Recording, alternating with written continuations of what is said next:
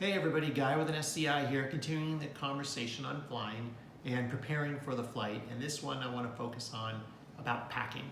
So obviously making sure you bring everything you need is just one part of it. You can make a checklist, you can do all sorts of structured things if that's the type of individual you are to make sure that you've got enough stuff. But a few things I really want to touch on is 3 or 4 points here.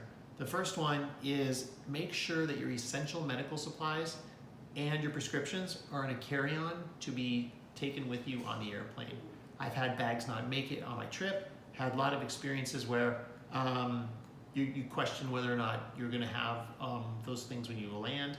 If they're with you, they're with you. So everything that you have that you can get in like a bag, and I have another video that shows me kind of with my bag that I use. It's a Samsonite bag that will soft bag that will fit on the back of my chair or on the top of my luggage, but it will also fit in the overhead bin, and I can stick a lot of my stuff in there. So that's number one.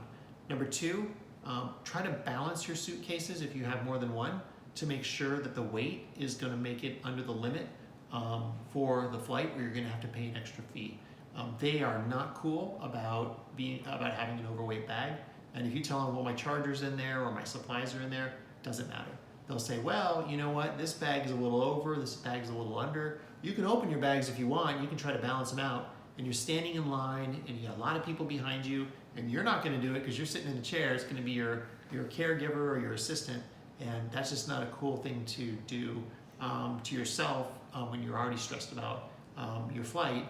You don't wanna do that at the airport. So my advice is make sure you weigh the bag before you leave the house after you've packed, and do any rebalancing you need to do, or leave some things at home if you need to before you go.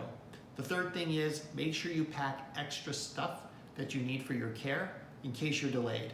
I think my general rule is if I need this many catheterization kits, or I need this many underpads, or whatever it is, you kind of multiply that out and say I'm going to be traveling for 7 days, and maybe I bring 10 days worth of supplies.